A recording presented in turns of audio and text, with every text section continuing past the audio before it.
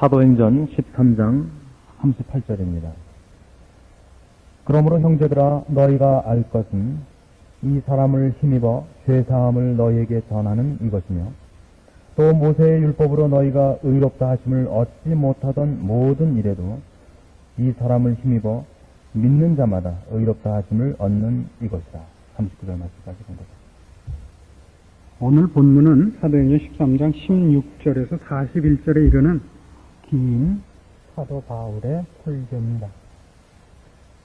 너무 길기 때문에 우리가 그래서 가장 중요한 내용을 추려서 38절과 39절을 요절로 읽었습니다. 모든 설교가 그렇듯이 기독교의 설교는 언제나 예수를 믿으라. 그러면 구원을 얻는다 하는 것입니다. 이제 사도 바울이 여기 13장부터 시작해서 마지막에 이르도록 우리가 잘 아는 선교 활동을 하고 전도 여행을 다니며 많은 사람을 예수를 믿는 사람으로 인도해냅니다.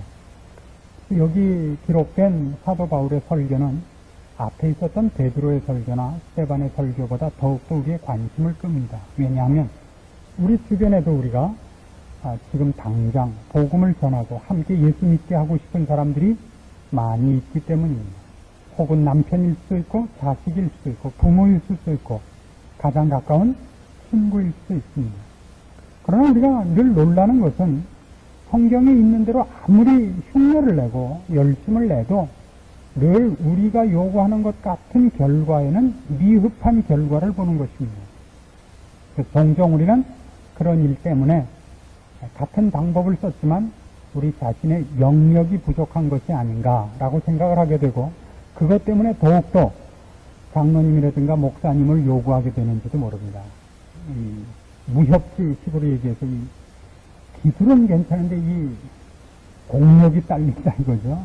그런 식의 발상이 신자들에게 생각보다 많이 있지 않는가 싶습니다.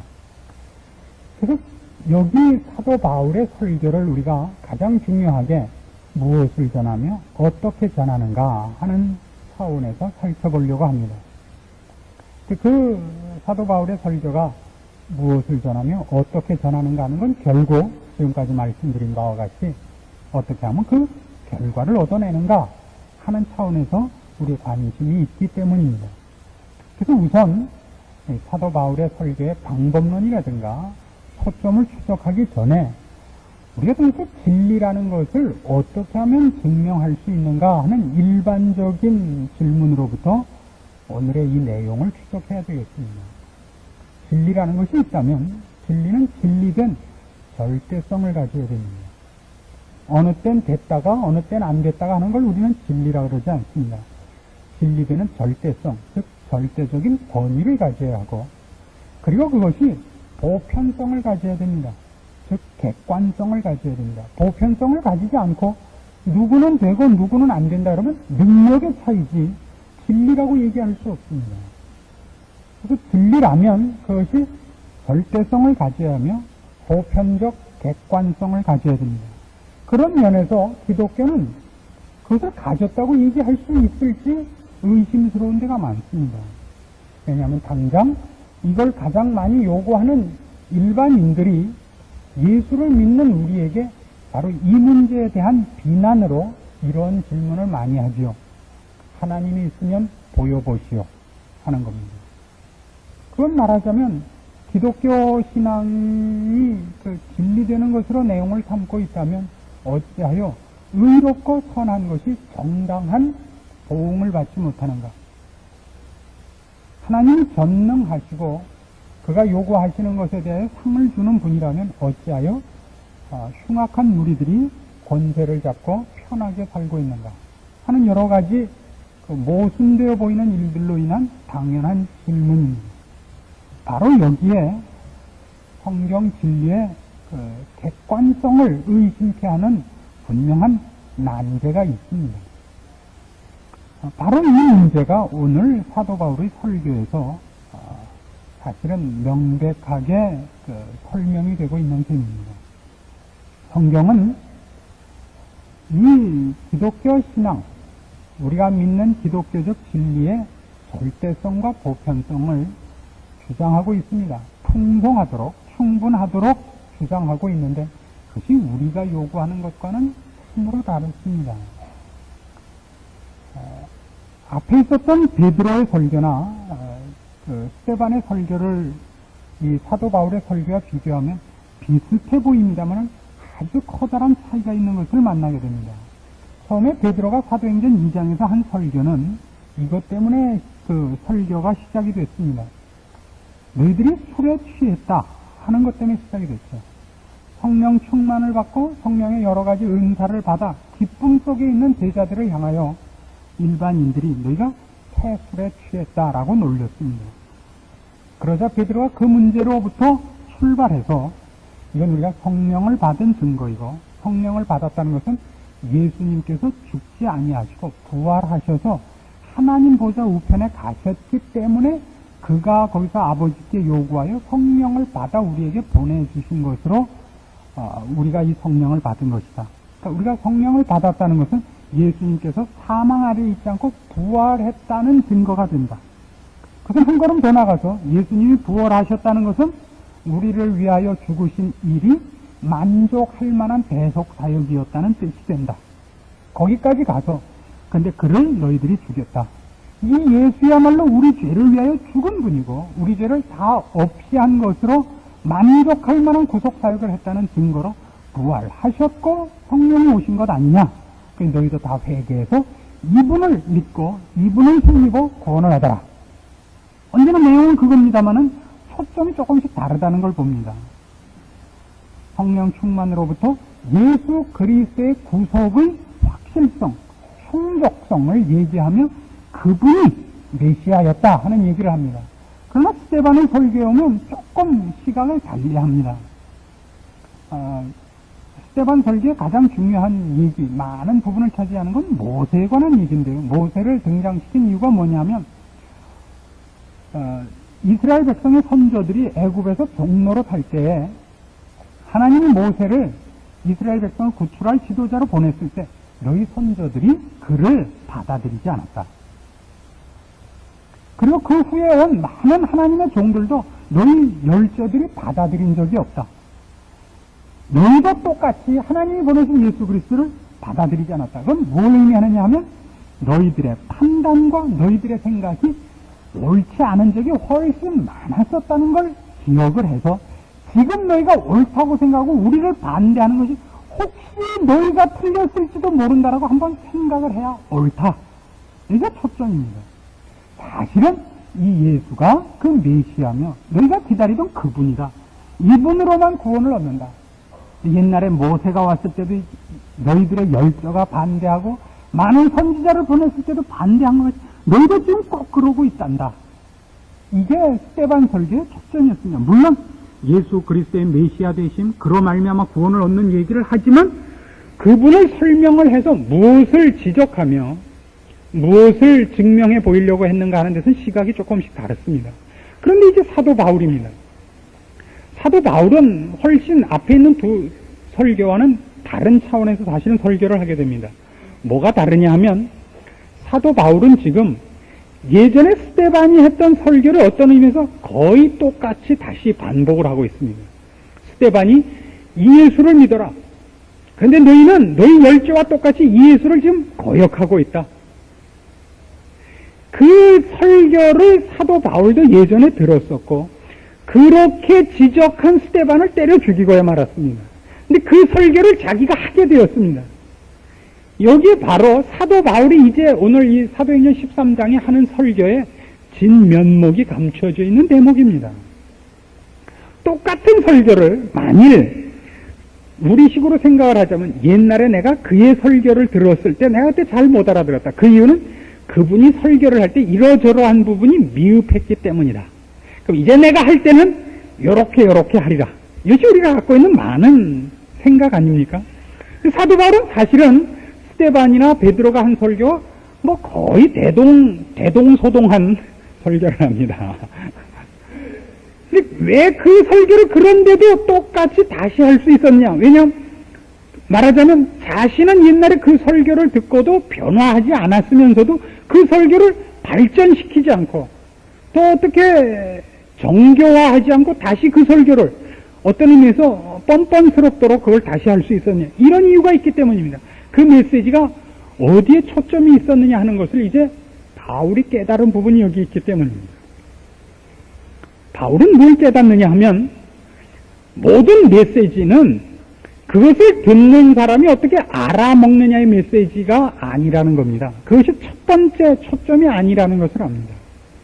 오늘 사도행전 13장 16절에서 41절까지 보시면 처음에는 전부 무슨 얘기냐면 하나님이 주셨다 보내셨다 하는 것이 주종을 이룹니다.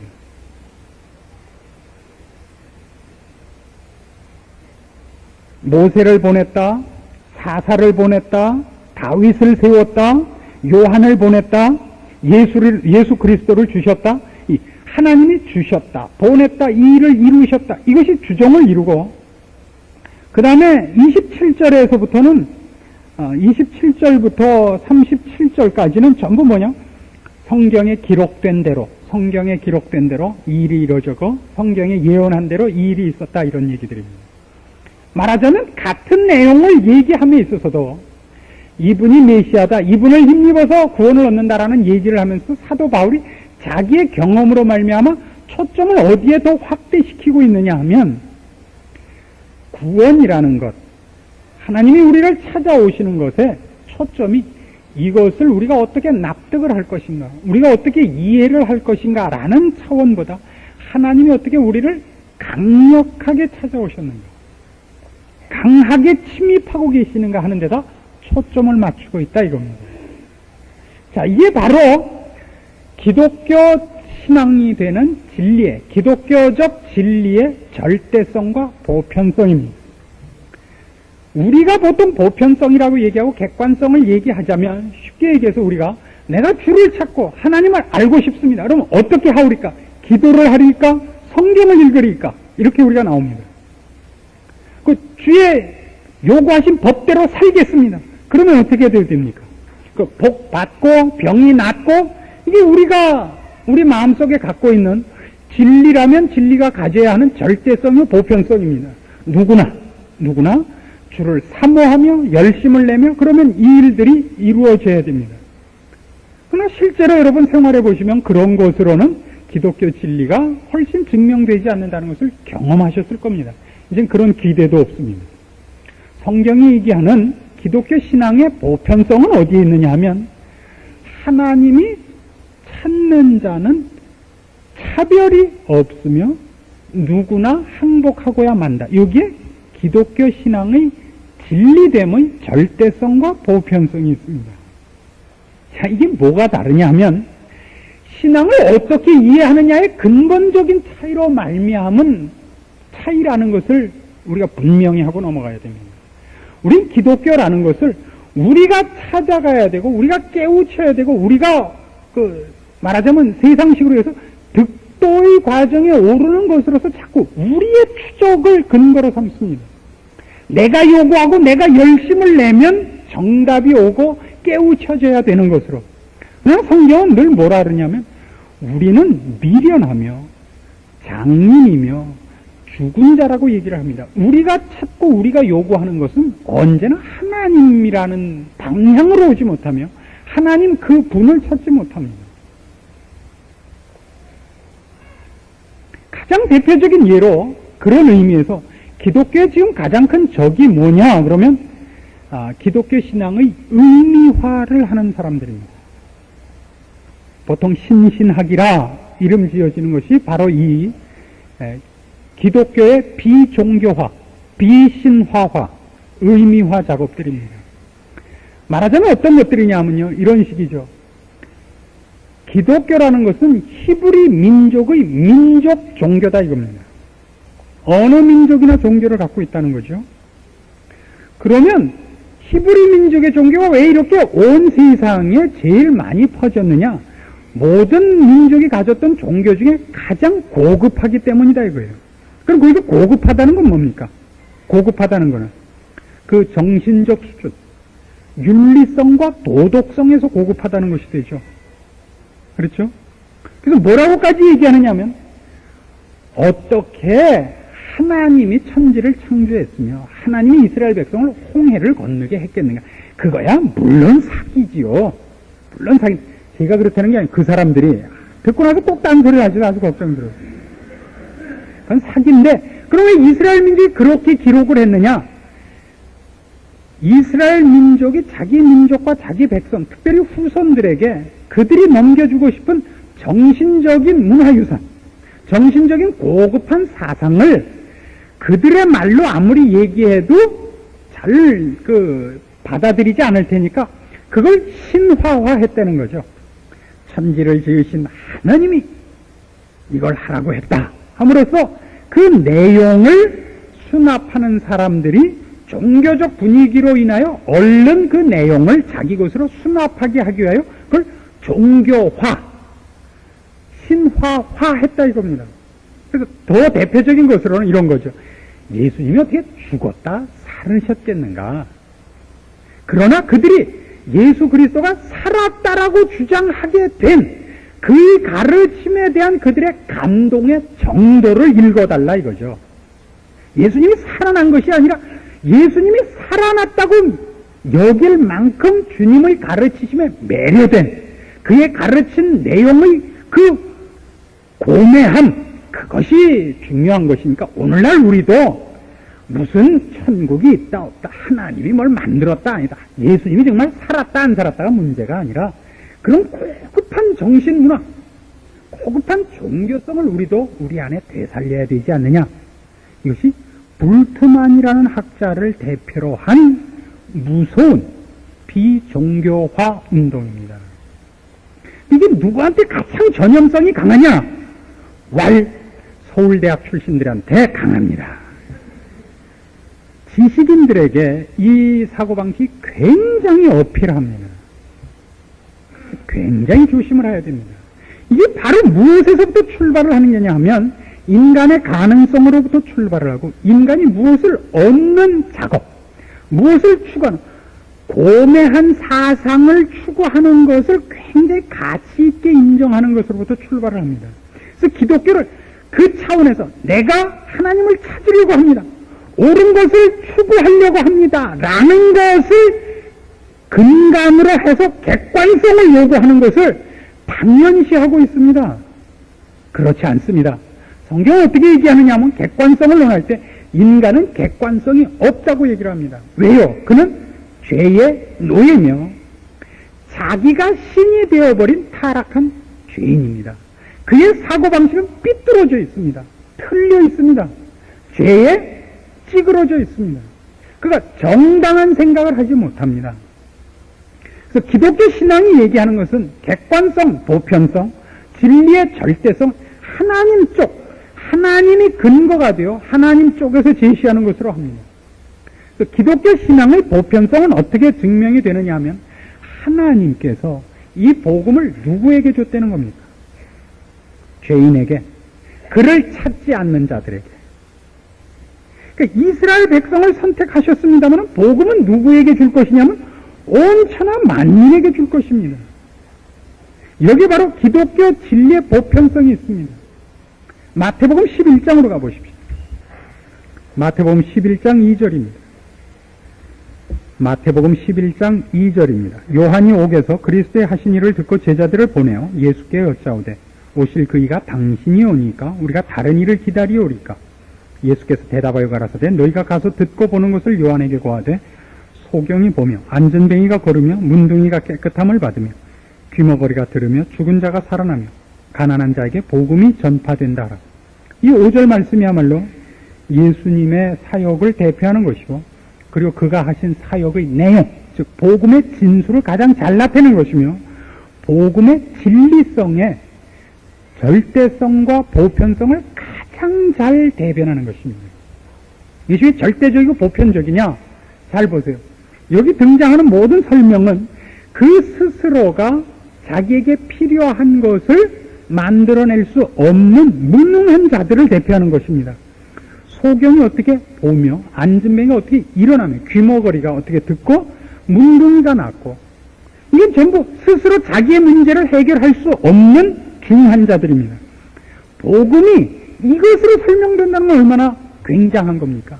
말하자면 기독교의 진리됨은 그것을 추구하는 자들에게 그것이 주어지는 것이 아니라 그것을 추구하지 않고 반대하는 자에게도 복음이 와서 그를 침노한다는데 그 복음에 보편성이 있다고 성경은 설명하는 셈입니다. 그러니까 지금 사도 바울의 설교의 아주 중요한 중심 사상이 뭐냐 하면, 즉 스데반이 한 설교를 듣고 그 설교가 자기를 향한 설교임에도 불구하고 그걸 몰라먹을 정도가 아니라 거기에 화가 나서 스데반을 죽인 입장이었던 자기가 나중에 깨닫고 자기가 틀렸음을 이제 알았습니다. 그럼에도 불구하고 그 구태의연해 보이는 설교를 다시 들고 그가 나서는 이유가 바로 여기에 있는 겁니다. 그래서 모든 복음이 갖는 그 진리의 절대성과 보편성은 내용이 우리가 생각하기에 타당하냐 안 타당하느냐로 채색되거나 무장하여 있지 않고 그것 자체가 찾아왔다는 것에 그 복음의 복음된 특성이 있더라 이거죠. 그러니까 스데반의 설교를 듣고 사도 바울이 내용상으로 하나도 못 알아먹었고 감동을 받지도 않았고 거기서 흥미를 가지지도 못했지만 사도 바울이 깨달은 건 뭐냐면 그때 내가 하나님을 반대하고 예수 믿는 자들을 죽이고 핍박하고 있을 그때에, 즉 여기식으로 하면 가난한 자였으며 소경이었을 그때에 복음은 나에게까지 온 것입니다. 와서 실패하지 않았다고요. 나를 드디어 고쳐놨다고요. 그러니까 사도 바울은 다메섹 도상에서 사건은 일어났지만 거기서 변한 것이 아니라 빛을 봐서 변한 것이 아니라 하나님께서 스데반으로 하여금 자기에게 쳐들어오신 그 장면에서 이미 자기가 복음의 사정권 내에 들어갔고 피격됐고 드디어 그 앞에 꼬꾸라지게 됐더라는 사실입니다.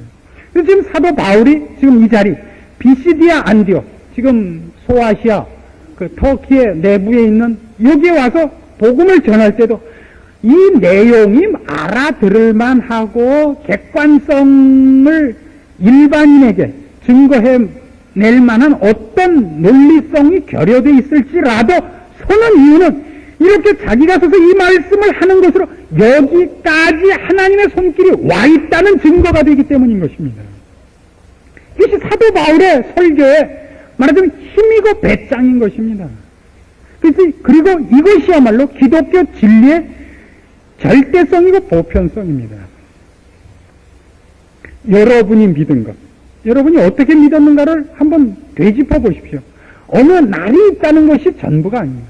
어느 날이라는 것은 여러분이 이해하기 좋게 만든 하나의 그 설명이고 정리한 부분일 뿐이지 가장 결정적인 것은 여러분이 믿도록 하나님이 여러분이 있는 자리까지 왔더라는 그 사실입니다.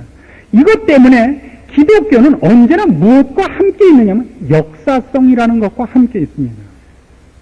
역사라는 것은 시간과 장소입니다. 시간과 장소가 없이는 인간은 존재하지 못하고, 그리고 하나님은 우리가 있는 곳에 찾아오시는 분이기 때문에 역사성이라는 것이 배제될 수가 없습니다. 그러나 아까 말씀드린 기독교의 가장 큰 적, 기독교 종교의 우리가 믿는 기독교 신앙을 의미화하려는 사람들에게는 역사성이 없어진다는 걸 아십니까?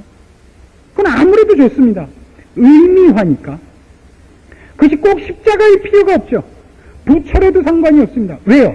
결국 어디로 가느냐 하면 의미화를 하면 인간은 하나님과 예수 그리스도를 배제하고 윤리와 도덕으로 빠져버립니다.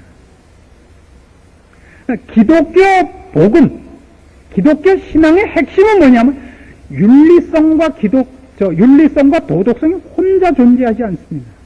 복이라든가 심판이라든가 이런 모든 것이 혼자 존재하지 않고 하나님과 언제나 불가분의 관계로 존재를 합니다. 그러니까 기독교 신앙의 보편성, 그럴 때는 소경에게, 귀머거리에게, 가난한 자에게 복음이 들어가는 것입니다. 차별이 없이 하나님이 찾아오신다는데 보편성이 있습니다. 그리고 하나님이 찾아온 심령들이 그 앞에 항복한다는데 진리의 절대성이 있습니다. 우리 중에도 보십시오. 배운 자, 못 배운 자, 가난한 자, 부자, 건강한 자, 병약한 자, 차별이 없이 모두 하나님 앞에 항복되어 나왔으며, 아니 하나님이 그를 찾아오셔서 그 앞에 무릎 꿇리신 겁니다. 이것이 기독교 신앙, 우리가 믿는 기독교 진리의 보편성이요, 절대성입니다.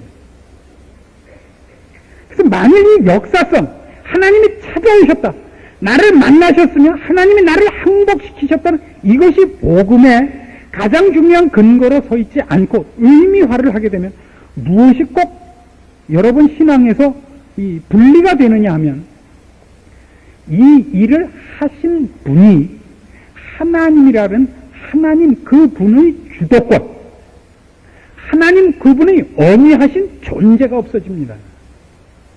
지금 사도 바울이 자기가 들었을 때도 항복하지 않았던 그 설교를 다시 다른 사람 앞에서 재탕할 수 있는 이유가 뭐라고요? 하나님이 지금 우리를 찾아오신다는 것 때문에 그 말을 할 수 있단 말이에요. 내 설교로 상대방이 항복을 하는 것이 아니라 내가 지금 설교를 한다는 건 여기까지 하나님이 친히 인간을 방문하신 자리다라는 뜻이라고요. 감동이 이렇게 없으실 수 있는 거예요. 그래서 우리가 자꾸 기독교 신앙을 의미화하고 이걸 그런 의미에서 도덕성, 윤리성으로 끌고 가면 하나님이 없어지고 뭐만 남냐? 내가 남죠.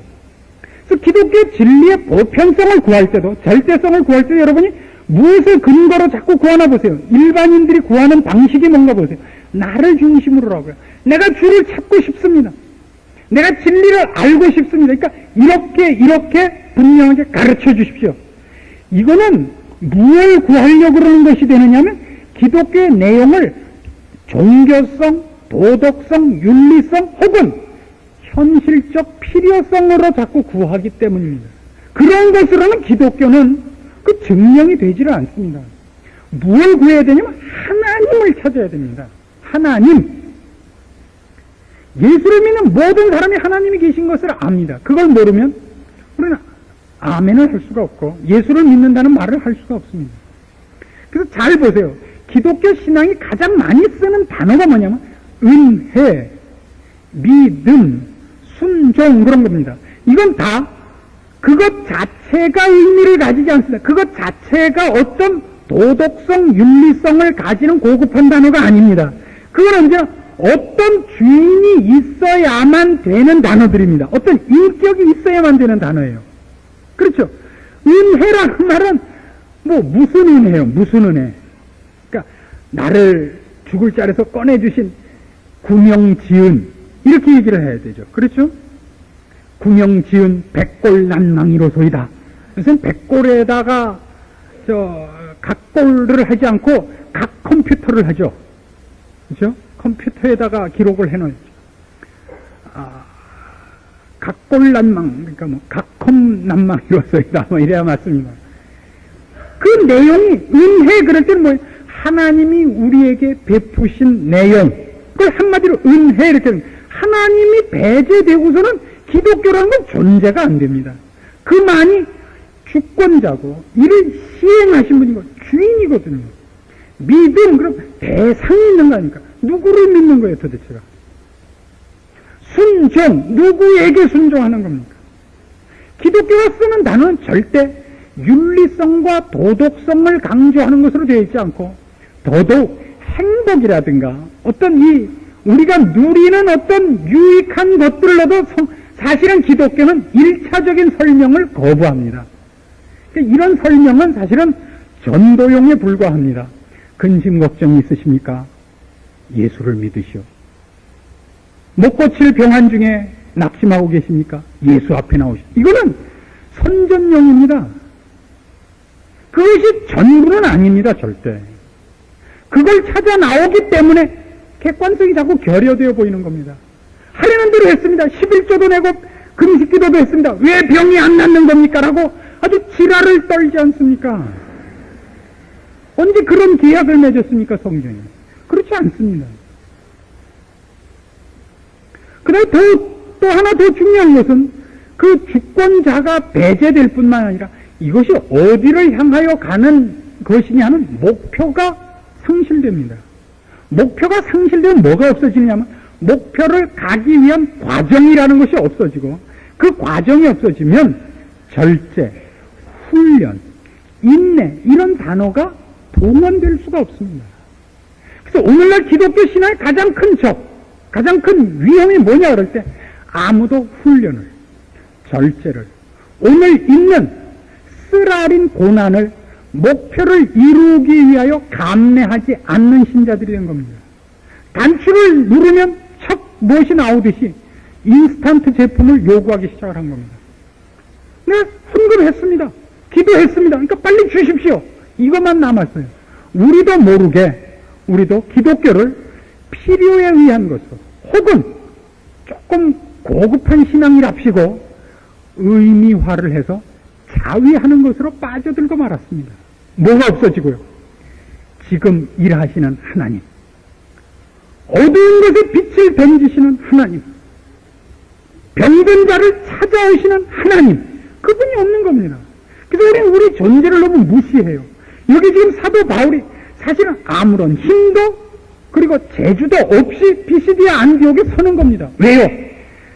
하나님께서 스데반으로 하여금 자기를 찾아온 것 같이, 스데반이 온 것이 아니라 하나님이 자기에 온 것을 이제야 깨달은 것 같이, 이제 그가 비시디아 안디옥에 가면 거기까지 하나님이 방문하신 것이 된다는 걸 알기 때문에 그가 거기 서는 겁니다. 말 솜씨가 없는 사람이었어요. 말이 어눌하며 생긴 것도 뭐 별로라 그래요. 생긴 것도 시원치 않으며 말도 시원치 않게 그가 거기 서는 겁니다. 게다가 그가 심각한 몸에 질병을 지니고 있어서 사람들이 볼 때 아름다운 구석이 없었다 그래요. 저는 그나마 키라도 크고 눈이라도 초롱초롱하죠. 그게 사도 바울이 여기 서서 이 설교를 하는 이유입니다. 그럼 마찬가지입니다. 오늘 우리 모두가 사도 바울입니다. 내가 서는 그 자리에까지 하나님이 지금 지점을 개설하신 겁니다. 내가 선 거기까지 빛이 지금 와 있는 겁니다. 우리가 얼마나 중요한 사람인지 아시겠습니까? 그게 무슨 여러분이 이렇게 뭐라고 하면 능력이 나가고 여러분이 한번 눈을 뜨면 벼락이 떨어지고 그래야 되는 것으로 생각하는 것만큼 어리석은 건 없습니다. 그런 기대를 하기 때문에 여러분은 스스로 나 같은 것은이라고 스스로를 묻어버리고 귀하게 여기지 않고 책임을 질 마음을 안 가지게 되어버린 것입니다. 이것이 오늘날 현대 교인들에게 찾아든 병 중에 가장 무서운 병입니다. 우리는 싸우기도 전에 행해보기도 전에 나는 아니야라고 스스로를 묻어버린 겁니다. 아닙니다. 여러분이 선 그 자리야말로 하나님 거기까지 왕림하신 자리고 방문하신 자리고 거기서 직접 총을 쏘실 자리고 팔을 벌리실 자리라는 걸 잊지 않으셔야 됩니다. 바울이 여기 선 그 자리가 하나님이 은혜를 베푸시며 눈먼 자, 귀머거리, 안승뱅이를 불러 일으키기 위하여 찾아오신 자리인 것처럼 내가 선 자리, 내가 선 모습이 하나님께서 은혜를 베푸시며 국물을 베푸시며 팔을 벌려 사랑하는 그의 심령들을 부르기 위하여 찾아오신 자리요 모습이라는 걸 기억한다면 우리의 인생은 보다 열매 맺는 인생이 될 거라고 믿습니다. 우리의 신앙은 좀 더 힘을 낼 수 있으리라고 믿습니다. 그래야 마땅합니다. 여러분은 뻔한 얘기를 하십시오. 그렇죠? 구태의연해 보이는 얘기를 하십시오. 그러나 그것으로 열매 맺고 그 완악한 심령을 꺾으시는 하나님께서 여러분의 그 말과 여러분의 선 모습으로 그 일을 해내시고야 마는 것을 여러분 마음껏 구경하실 겁니다. 기적이 이것보다 더 큰 것이 없으며 축복이 이것보다 더 놀라운 것은 없다는 것을 여러분 살아생전에 남은 여생에 마음껏 경험하시기를 원합니다. 기도하십시오. 하나님 아버지 은혜를 감사합니다. 우리가 이 자리에 서 있는 것 그것이 얼마나 큰 은혜요 하나님의 찾아오심의 결과인가를 기억하며 오늘 내가 선 그 자리에서 하나님의 하나님 되심이 나타나는 일을 순종함으로 이루는 저희들 되게 하시옵소서. 내 손에 칼을 달라 내 입에 달변을 달라 그러지 말고 내가 선 그 자리가 하나님이 거기까지 와 계신 자리라는 것을 인식하는 순종과 강한 믿음과 인내와 그리고 주의 마음으로 불쌍한 영혼들을 향하여 우리가 알고 있는 바를 외치는 일 게을리하지 않는 충성된 신자들이 되게 하시옵소서.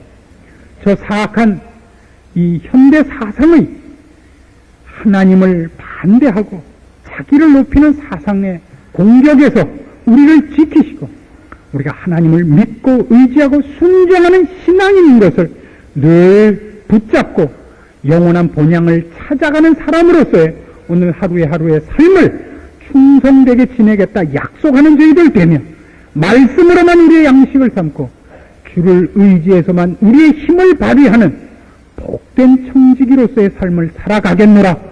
주의 말씀을 따라 결심하는 모든 심령들 되게 하시옵소서. 예수님의 이름으로 기도합니다. 아멘.